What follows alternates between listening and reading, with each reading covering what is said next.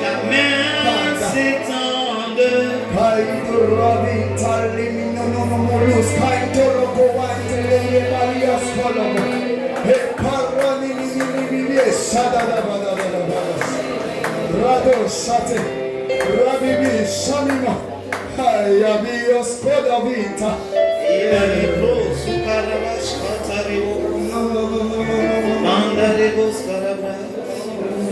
Que ta pluie tombe, que ta main s'étende, qu'elle agit, qu'elle agit, que ta pluie tombe, que ta main se lève, qu'elle agit,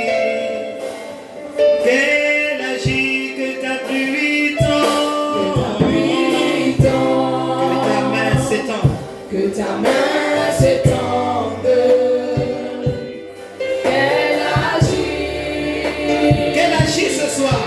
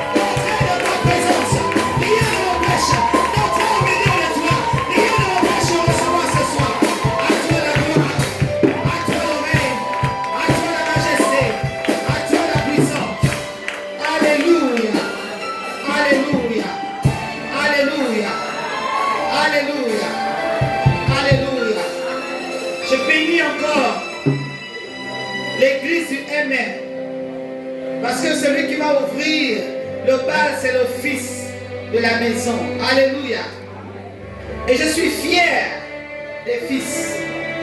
Quand je parle des fils, mettez un F majuscule. Je suis fier des fils. Femme ou homme, je suis fier. Je suis fier de l'amour que vous portez pour l'œuvre de Dieu. Je suis fier de voir que vous voulez plus avec Dieu. Je suis fier de vous observer et de voir combien de fois pour le Seigneur vous êtes prêts à payer le prix. Je suis fier de vous. Alléluia. C'est pourquoi ce soir, je voudrais qu'on reçoive le prophète Ombali Olivier. Est-ce que tu veux bien acclamer le Seigneur?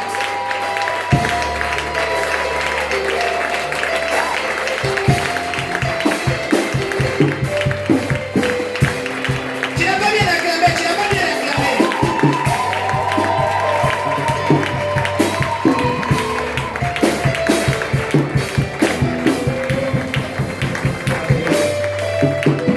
Alléluia. J'aimerais que tu joignes tes deux mains, tu acclames et donnes une première acclamation au nom de notre Dieu. Je pensais que tu allais acclamer plus fort que ça. C'est encore suffisant. On parle de Dieu qui nous rassemble ce soir. Est-ce que tu vas pousser les pieds sur le nom de ce Dieu? Alléluia. Alléluia. Je suis une grande grâce pour la présence de Dieu. Je rends grâce au Seigneur qui rend ces moments possibles, la faveur qui nous fait d'être là. Je bénis encore le Seigneur pour le moment, pour la confiance que vous donnez. C'est un grand honneur. Et je bénis au Seigneur pour la grâce qu'il nous fait chaque jour à nous tous d'être là. Alléluia. Est-ce qu'il y a quelqu'un qui est content d'être là? Amen. Que Dieu soit loué. Père, je te bénis et je te rends grâce. Seigneur, merci pour ce moment. Seigneur, tu es présent au milieu de nous. Alors que nous débutons, Seigneur, ces instants, nous venons simplement te donner toute la gloire. Pendant ces 5 jours, Seigneur, nous ne sommes fixés que sur toi. Voici pourquoi, prends toute la gloire et l'honneur parce que tu es fidèle. Merci parce que pendant ces 7 ans, tu nous as gardés.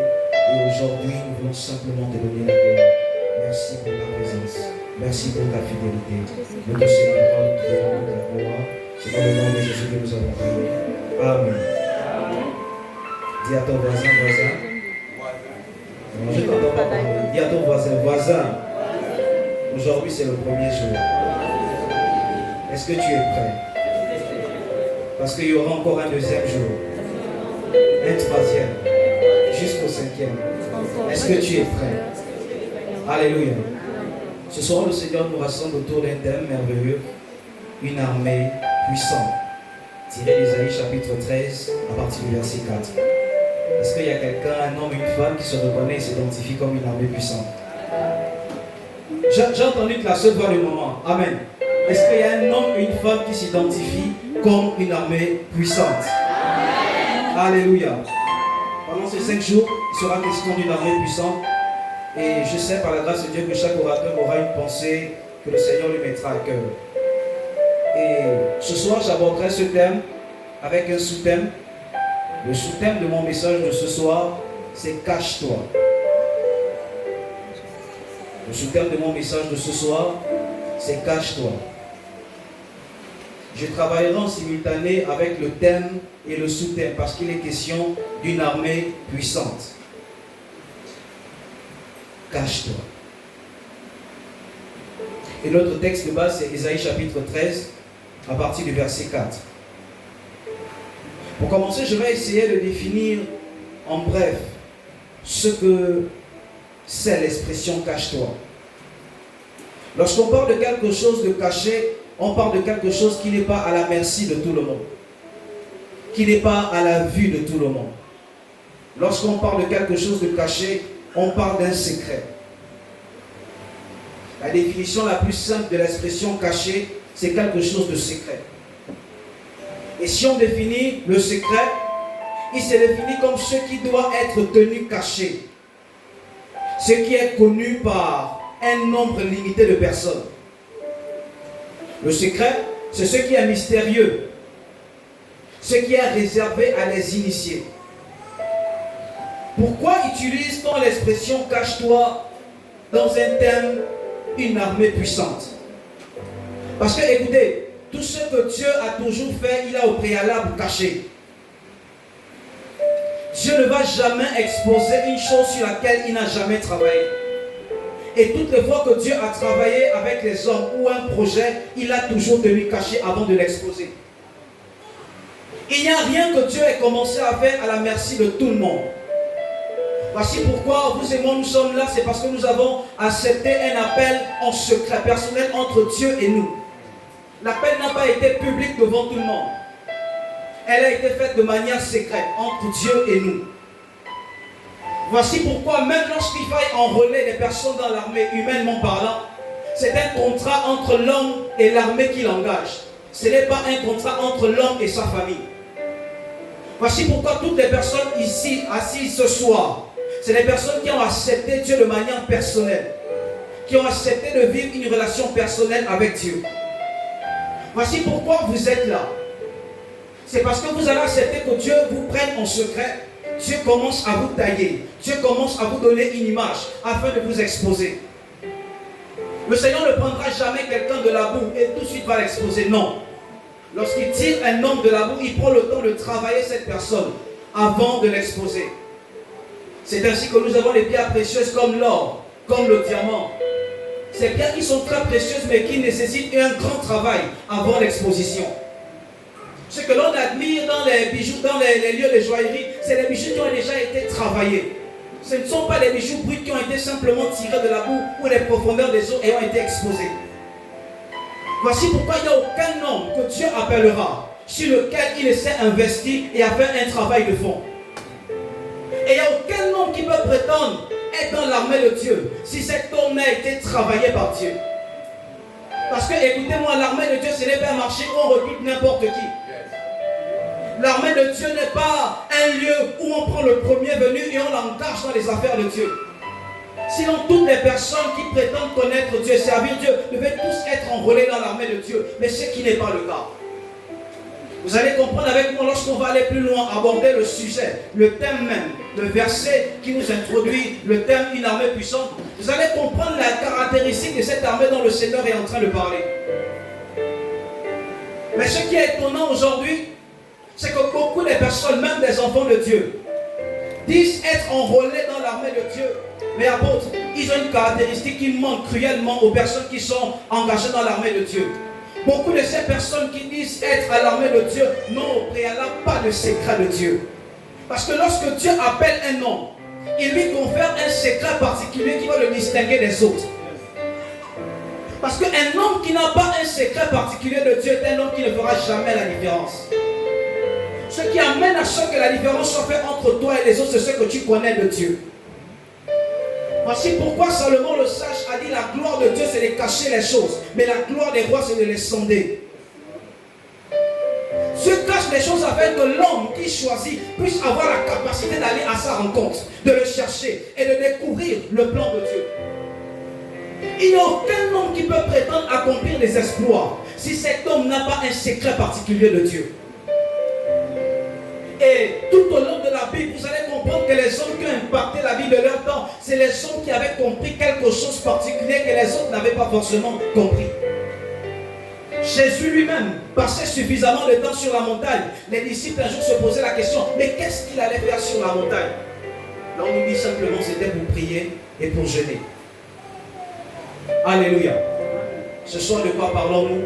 Nous parlons d'une armée puissante.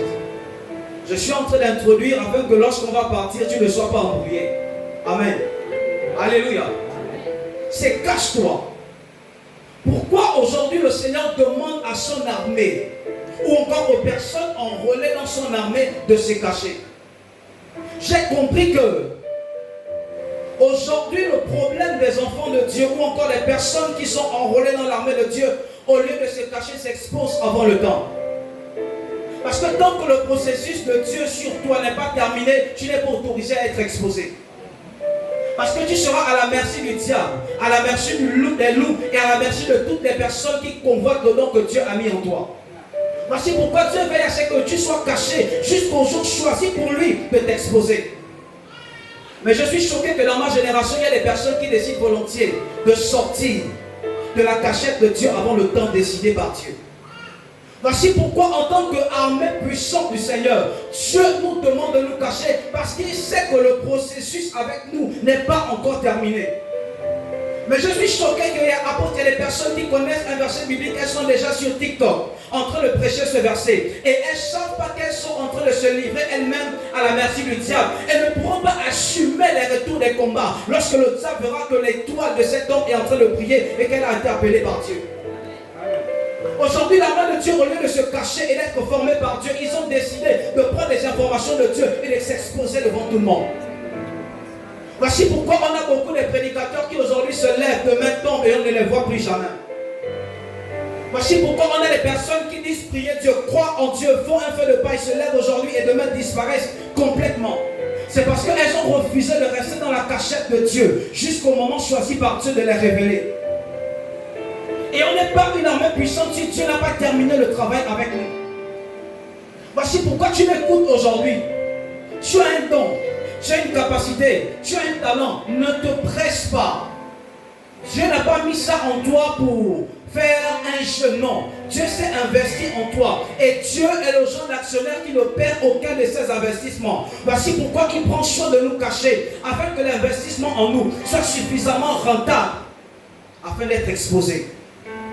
Et aujourd'hui, beaucoup d'entre nous ne supportons pas la cachette de Dieu. Aujourd'hui, j'ai un don, je m'expose.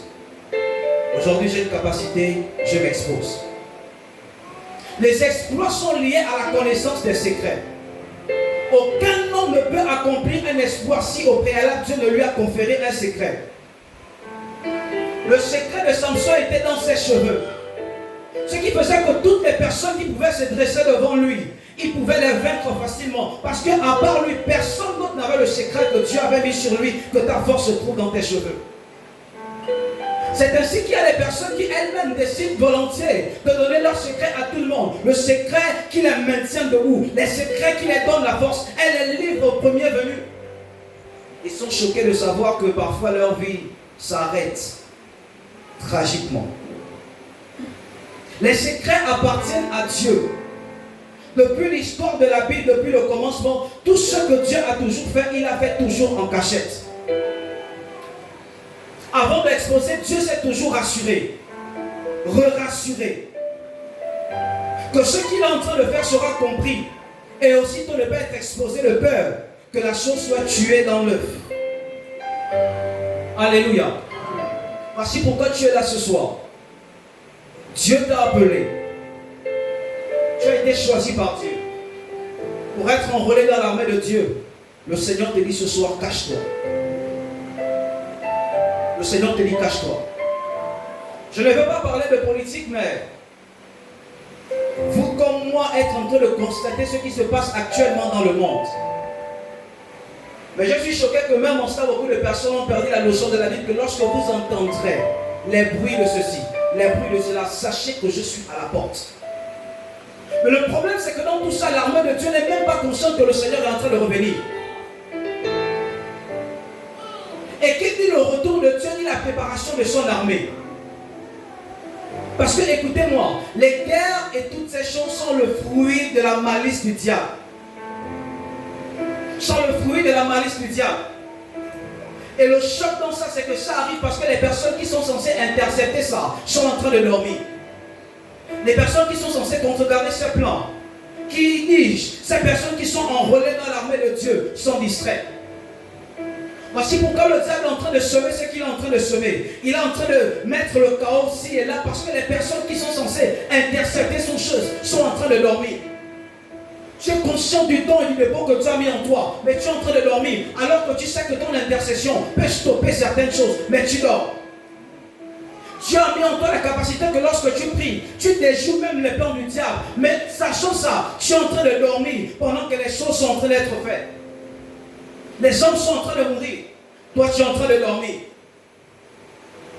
Je parle à un intercesseur. Je parle à une intercesseuse. Je parle à un homme de Dieu qui a la charge et le fardeau de Dieu d'être enrôlé dans l'armée de Dieu. C'est étrange que l'on regarde les faits d'actualité comme quelque chose qui vient simplement nous donner un frisson de compassion pour les personnes qui meurent. Mais ne crée pas en nous une colère, une révolte qui nous amène à rentrer dans la prière et de demander que ces choses s'arrêtent. Aujourd'hui, on est devenu des personnes qui compatissent selon les circonstances, mais pas des personnes qui apportent le changement et la solution. Mais ça, ce n'est pas l'armée que Dieu a appelée. L'armée que Dieu a appelée, c'est une armée lorsqu'elle voit les choses en train d'aller en déroute, elle s'engage sur le combat pour relever les choses. Mais aujourd'hui, on se plaît dans notre petit monde, dans notre petite lutte, dans notre petite manière de faire. On a notre maison, notre petite église, notre petite famille. On se suffit et on croit que Dieu s'arrête là avec nous et c'est tout. Voici pourquoi j'annonce à quelqu'un qu'à cause de ce que Dieu t'a choisi, il chamboulera le programme de ta vie. Je le dis, il chamboulera le programme de ta vie. À cause de ce qu'il a mis sa marque sur toi. Tu croyais avoir une vie de famille tranquille, un mariage tranquille. Tu seras choqué que donc tu n'es pas en train de faire. C'est pourquoi Dieu t'a appelé. Il va t'emmener dans ça de force. Aujourd'hui, on a dégradé la pensée de Dieu. Pour nous, la pensée de Dieu, alors qu'on sait qu'on est appelé, c'est Dieu me donne une jolie femme, une jolie maison, des jolis enfants, la clé d'une petite voiture, et j'appelle ça le succès et la réussite. Écoute, le succès selon toi n'est pas le succès selon Dieu. Tu peux avoir une maison, une femme, des enfants, et pour Dieu, tu n'as rien accompli. Et il y a qu'à voir combien de fois les personnes sont devenues égoïstes et méchantes aujourd'hui, l'apôtre. Même sur les réseaux, au lieu de prêcher Dieu, elles nous montrent leur bien et leur savoir. Tu vas voir quelqu'un tant qu'il n'est pas dans un luxe insolent pour faire une vidéo, il ne peut pas la faire. Aujourd'hui, quand il prend les vidéos, c'est regardez comment le Seigneur m'a béni. Il montre les voitures, il montre les maisons, il montre le salon qui est carrelé. Donc il n'a pas fait ça, il n'est pas heureux. Et je suis choqué de voir que c'est même devenu le quotidien des chrétiens, des enfants de Dieu. Et si on regarde seulement les statuts, toutes les personnes, ce qu'ils mettent sur les statuts, c'est leur avoir. Et ils ne savent pas comment le diable est en train de leur détourner de l'objectif de Dieu. Elles se battent aujourd'hui pour ceux qui reçoivent leur cœur, pas ceux qui reçoivent le cœur de Dieu. Voici pourquoi tu vas avoir un chrétien baptisé de Dieu, né de nouveau, qui est censé sauver les gens. Elle file le salon qu'elle veut avoir. C'est le salon qu'elle veut avoir qu'elle met de lundi à dimanche sur TikTok, sur Facebook, sur WhatsApp. À quel moment tu parles de Dieu? À quel moment tu parles de Dieu? Alors que lorsque Dieu t'a appelé, il a dit fait de toi un sauveur, un héros, un homme qui va sauver les autres. Mais tu es devenu l'homme qui porte des talents parce que tu veux avoir la paire de talents. Alléluia. Aujourd'hui même, entre nous, hommes de Dieu, lorsqu'on parle, ça n'a plus rien à voir avec Dieu. C'est j'ai envie d'avoir ma maison, je suis fatigué de marcher, je veux une voiture. Tu es détourné de l'objectif. Et tant que tu n'es pas centré sur l'objectif de Dieu, tu n'auras pas la voiture que tu veux. Sans te rendre compte, tu es en train de te détourner de la pensée de Dieu pour toi. Et tu poursuis un objectif périssable. Et aujourd'hui, c'est notre problème. L'armée de Dieu est distraite. L'armée de Dieu est très distraite aujourd'hui. On poursuit les choses qui périssent au lieu de poursuivre ce qui est éternel. Mais on dit on est enfant de Dieu. On est chrétien. On est fils de Dieu. Ce soir, je suis venu pour te révolter pendant ces 5 jours. Le Seigneur va tellement te mettre dans une position inconfortable que tu seras obligé de te lever de l'endroit où tu es et de faire ce que Dieu t'a appelé à faire. Écoutez, pendant ces 5 jours, ce n'est pas les 5 jours où je vais venir te dire que Dieu va te donner le pouvoir pour marcher sur l'autorité du sorcier de ta famille. Non, tu l'as déjà, mais Dieu aimerait que tu comprennes ces choses afin de rentrer dans l'effectivité de ce à quoi il t'a appelé. L'on est fatigué de ces chrétiens qui savent que Dieu leur a appelé, mais ne rentrent jamais dans ce à quoi Dieu leur a appelé. Elles sont contentes d'avoir des grands rêves, des prophéties multiples dans les cahiers, mais jamais de les accomplir et de les voir. Si je pose encore la question à quelqu'un au hasard, la dernière fois que Dieu t'a parlé, c'est quand ce matin, Dieu m'a dit que je serai. Mais toutes les fois que Dieu te dit tu seras, à quel moment tu emmènes le je serai de Dieu à la matérialisation? Aujourd'hui, nous sommes devenus des collecteurs de prophéties. Alléluia. Nous sommes devenus des collecteurs de prophéties. On aime qu'on le prophétise. Mais on accumule des prophéties sans voir leur accomplissement et on est heureux, on marche, on est content. Et quand on lit, on est toujours content. Alors on a encore prophétisé une prophétie de plus. Mais jamais elles ne s'accomplissent.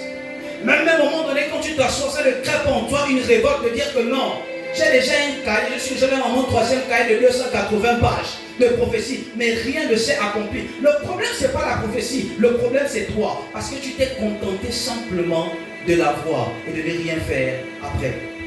Amen. Je le dis et je le répète encore, le moment le plus dangereux d'une prophétie, c'est lorsqu'on la reçoit. Si tu n'as jamais prié, le moment où tu dois prier comme jamais, c'est le moment où tu reçois une prophétie. Mais je suis choqué de voir qu'on peut même s'aimer, hein? On vient, on sait même à la prophétie, après on rentre à la maison d'or. En tout cas, c'est téléchargé, Dieu va faire. Il ne le fera pas. Il ne le fera pas. Amen. Même quand Dieu a parlé à Ézéchiel, fils de l'homme, prophétise sur ses ossements, Dieu avait dit, mais il a fallu que lui, il parle. Et pourtant, c'était déjà acté par Dieu. Mais il a fallu qu'Ézéchiel puisse faire sa part, celle de parler sur les ossements de sécher. Aussi longtemps que tu as la promesse et tu ne te bats parce qu'elle soit effective, elle restera une promesse éternelle qui ne s'accomplira jamais. Et ça ne fera pas de Dieu, excusez-moi, un menteur. Non, ça fera de toi quelqu'un qui n'a pas entendu réellement Dieu. Parce qu'un homme qui entend réellement Dieu comprend que Dieu ne parle pas seulement pour qu'on l'entende, mais Dieu parle pour qu'on pratique ce qu'il nous dit. Et le problème de l'église, c'est qu'on est devenu des personnes qui entendent beaucoup Dieu. On est devenus les meilleurs amis de Dieu. Dieu est mon camarade, il me parle à tout moment, à tout bout de champ. Ce matin encore, il m'a parlé, là le Seigneur me parle. Mais jamais rien ne change. Jamais rien ne change. Alléluia. Quelqu'un peut prendre avec moi Ésaïe chapitre 13 au verset 4.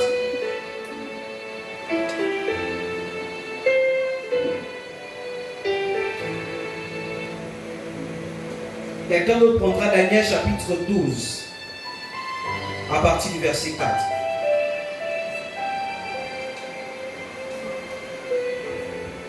Ésaïe chapitre 13 à son verset 4. On entend un bruit sur les montagnes. Oui. Un bruit pareil à celui d'un peuple nombreux.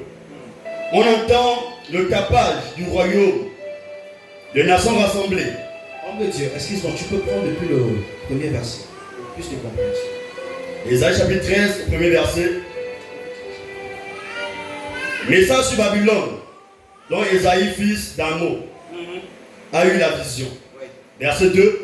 Sur une montagne dressée, un étendard, criez vers eux, faites signe de la main et qu'ils entrent par la porte des nobles. Verset 3.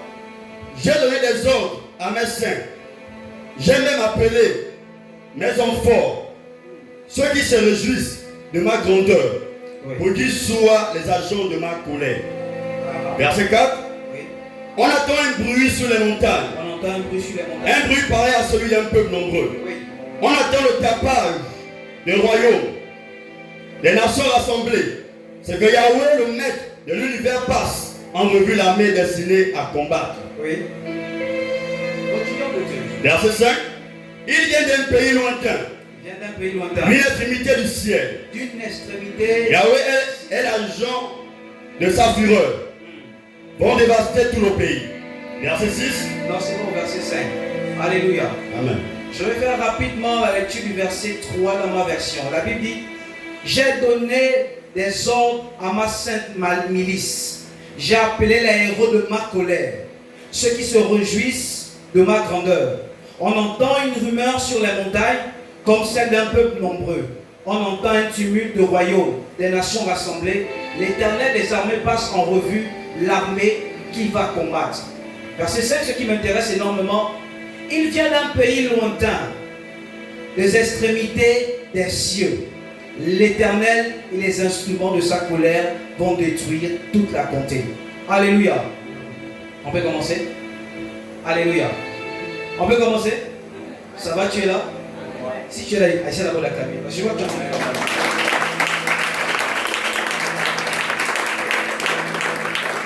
Alléluia. On parle d'une armée puissante. Et Esaïe essaie de nous peindre le tableau de ce que Dieu est en train de vouloir faire. Qu'est-ce que j'ai dit? De ce que Dieu est en train de faire. Le problème ici, ce qui m'intrigue, c'est que lorsque Esaïe parle, il ne parle pas d'une armée humaine, apôtre. Il dit cette armée vient des extrémités des cieux. Ça a commencé à m'intriguer. C'est quelle armée qui vient des extrémités des cieux qui va combattre sur une montagne humaine? J'ai dit, Seigneur, c'est pas possible.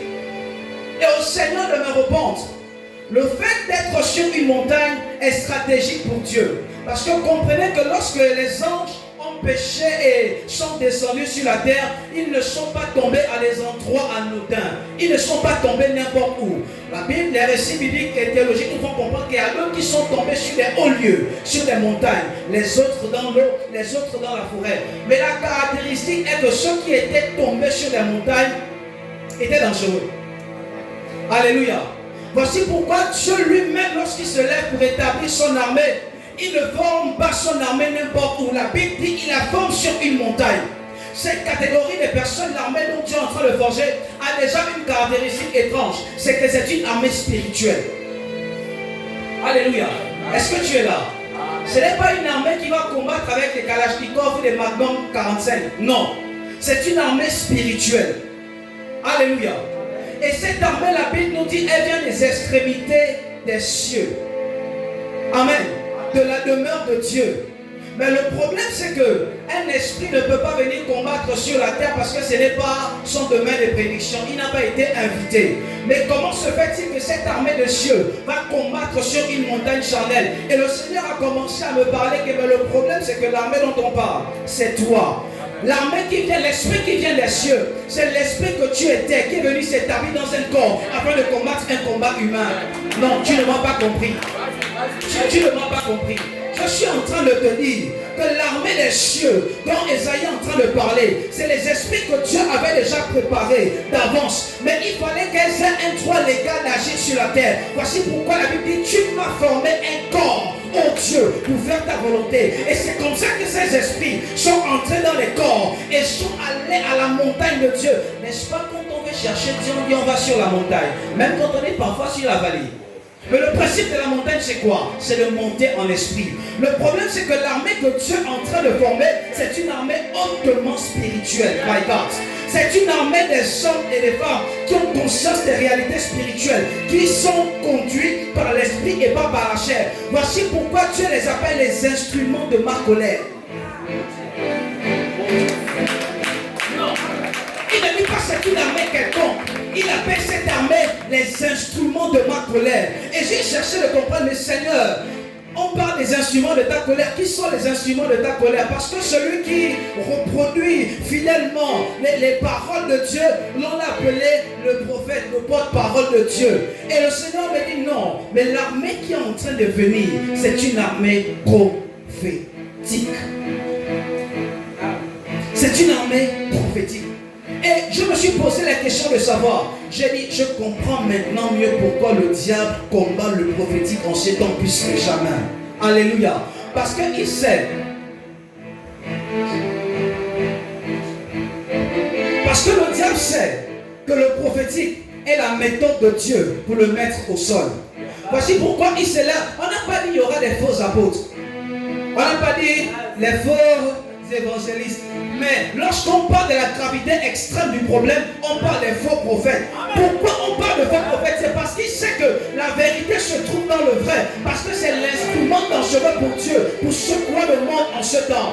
Le Dieu capable ne sait pas choisir des instruments faibles, moroses, des instruments amaigrinants. Il a pris une armée dangereuse. Mais pendant que je suis en train de parler, les gens me disent, mais prophètes, pourquoi le prophétique? Le prophétique, c'est voir, c'est entendre. Je suis désolé. Le prophétique, c'est pas seulement une affaire de voir. C'est pas seulement une affaire d'entendre. Le prophétique, c'est la puissance de Dieu. Non, tu n'es pas en train de le suivre. L'armée que tu es en train de lever est une armée prophétique parce que le prophétique est la puissance de Dieu.